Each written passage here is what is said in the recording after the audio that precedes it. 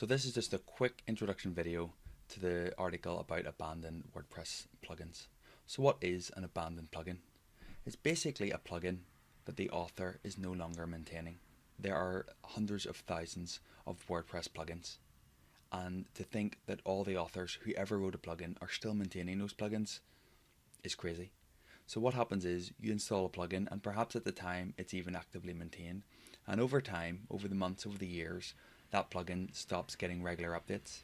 The code in that plugin may be okay, but in all likelihood, over the course of several years, that code will become very outdated with respect to code quality and also how it interacts with the WordPress core and other WordPress plugins. If you're running abandoned code on your website, you need to really think about the risk that poses.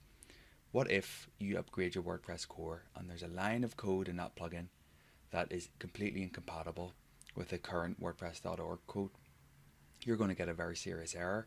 That means your site's offline, and then you have to spend time in a panic working out where is that error coming from.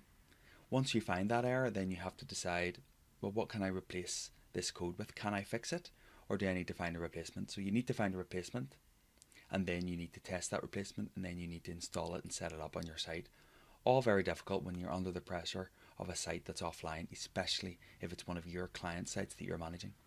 So abandoned plugins, while they don't pose an immediate risk today, they pose a risk over the long term that it's worth taking time when everything's going well to investigate what's on your site and whether or not there are perhaps any alternatives that you might use. So the blog post goes into a little bit more detail, but I thought I'd just share with you just quickly what it's all about and what you can expect to learn from the blog post. If you have any questions, as always, on the bottom of the post, leave your comments and suggestions or your questions. All the best, and I hope you enjoy. Thanks.